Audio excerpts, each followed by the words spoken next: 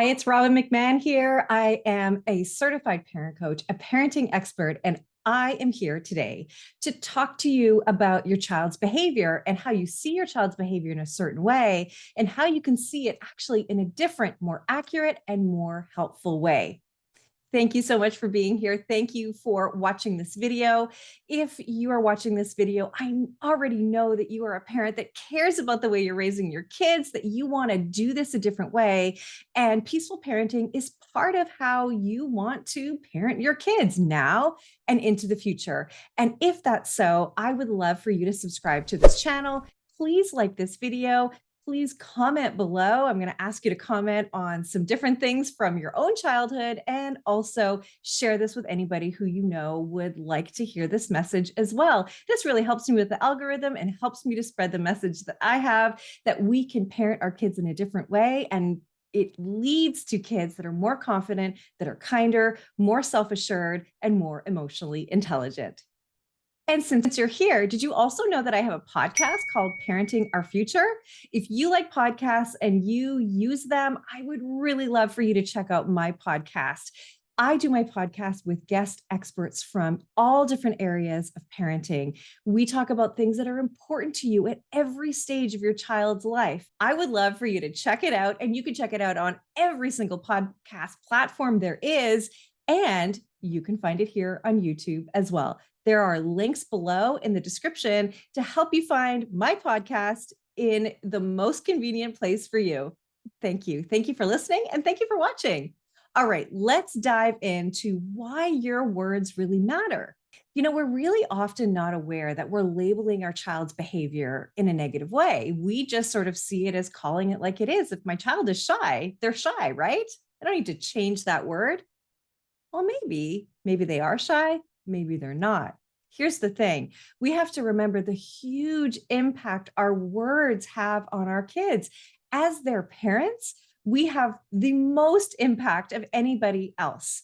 And so when we use a label to label behavior that we see, that we're interpreting, that label often is programmed into our child's subconscious and becomes part of their identity and part of their inner voice. Oftentimes, the behavior that you're calling out is temporary, but it can be wired into your child's subconscious for life. I was always called selfish as a child, and I know that that wasn't really accurate, but it was how my dad in particular saw me as a child and all the way up through my life as well. Now, when I work with clients, I hear them tell me all the time the different labels that they were labeled as: naughty or loud or hyper or silly or bossy. For any of you that know the show Little House on the Prairie, I will never forget my one client, Kelly, who told me that all of her childhood, she was called Nellie. Nellie. Nellie was the mean girl in that show. She was spoiled rotten and she was mean. And her parents saw her as that girl. Imagine how that felt. All behavior is communication. And to be called Nellie, the villain, how do you think that made her feel? And she told me that in her head, she was screaming, "No, I'm Laura. I'm Laura." Laura was the good girl. Laura was the hero of the show. Can you imagine that kind of misunderstanding that takes you through your childhood and actually impacts you in your life? We know that these labels impact us because when I talk to my clients and I talk to them about the way they were parented in their childhood, and I talk to them about the messages that they received, those messages hold them back later on in life. It stops them from having authentic relationships. It stops them from trusting people. It stops them from seeing their own worth. So they do matter, and we need to remember that they matter so that we can give our kids the best chance at having that self-confidence that really comes from within. And the way that we label them, the way we label their behavior, is one of the ways that we do that. So tell me in the comments below, what were you labeled as a child? What were the words that were given to you, the labels that were assigned to your behavior? Were they fair? Were they accurate? Did they hold you back in life? I'd love to know. Tell me. And remember that for yourself. Remember that as you're parenting, to be careful about how you're labeling. So, what I'm really talking about here is reframing. And I want you to know that we don't just reframe for our child, we do it for ourselves as well. Because when we see our child as bossy or as a troublemaker or as a whiner or as dramatic, that takes us out of curiosity, takes us out of compassion, it takes us out of empathy as well. And it stops us from seeing our child as just needing our help. Instead, we wrap them up in that label and we no longer see what's really going on. And remember, behavior is communication. The other thing that it does is it influences our thoughts and our perspectives and our attitudes about our kids. And the label that we've given our child might not even be correct. It might just be a moment in time, and we've decided that is true. And because we have confirmation bias in our brain goes in search of proving to us that it's true. And so if you say your child is one way, then you've got this little checkbox inside your head that's like, oh, they did this. Oh, yep, totally a bossy kid. Oh, yep, such a whiner. Ah, look at that. My child is just so dramatic all the time. And then that's the behavior that you're going to see. What you pay attention to grows. And so that behavior is going to grow too. And it's just the way our brains work. And so we are going to hack our brains and we're going to do this in a different way for you and for your child. What if instead we were able to label our child's behavior where it wasn't rooted in shame and disapproval and disappointment? This can reshape how you see your child and help you to understand what their feelings and needs are. And it allows them to get a better picture of who they are when they receive more positive messages. So if your child is showing some behaviors like whining, how do we reframe that? As a parent, you might be really frustrated with this, and you might feel that your child is trying to annoy you, just is trying to get attention, maybe is even trying to manipulate you. But when you really look at your child, instead of seeing them in that way, we want to see them as not having a voice, knowing that they're not able to express themselves, that at a young age, they don't understand their feelings, they can't articulate them, and they don't know how to deal with them. So instead, what we want to do is identify what our child might be feeling instead of the behavior. My child's frustrated right now, and I can help them. I can help say, look, I think you're feeling frustrated right now. What do you need? Or how can I support you?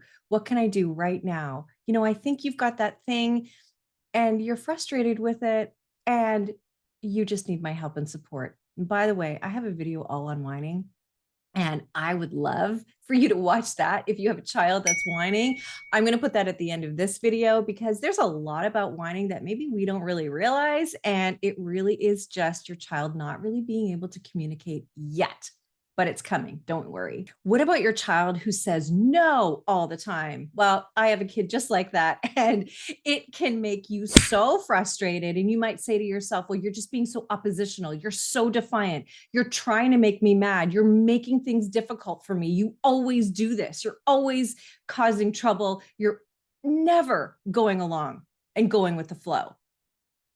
Maybe not. Or your child is noticing that they have their own voice and they are also maybe experimenting a little bit on how they have control in their own lives. Kids are really powerless in their own lives. They're told what to do, where to go, and how to do it all day long at school or at daycare or at home with us. And so sometimes they want to flex their little muscles a little bit. And so your child is really just noticing that there is a separation between who they are and who you are, and that maybe they will say no to something. And all you need to do is pause for a moment and just ask why. How can I help you? What can I do to support you? What's going on? How come you say no? And then listen to why, listen to the response. Either way, the no is your child starting to become an independent person with their own thoughts and ideas. And that's a good thing. That's a really good thing. What if your child is hitting, biting, or kicking? We may see this as the ultimate in bad behavior. And of course, that's not what we want. And we get really freaked out because we're worried that this behavior might continue and we need to stop it now. And so we can get very angry about it. We can say, "You're mean, you are so rough." But instead, what your child is really trying to say is, "I've lost control and I need your help." And this is where we really need to come and be figures of stability for our child to save them from themselves and give them a safe place to let their frustrations out if they're frustrated in a safe way and be there for them, not criticize them and label them on top of it, and find out what really is going on and why they're acting this way. Let's look at one more. What if you have a child that is often afraid?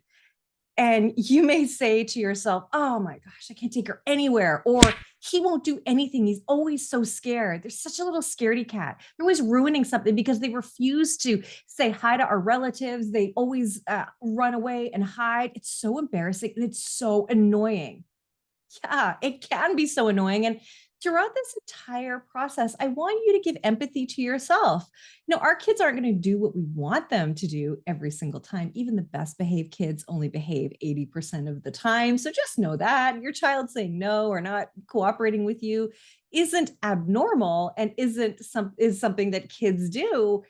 But we also have to remember that what's happening with our child, if they have fears, is that they're starting to think of different things. They're starting to take in experiences or things that they've seen and relate them to other parts of their life.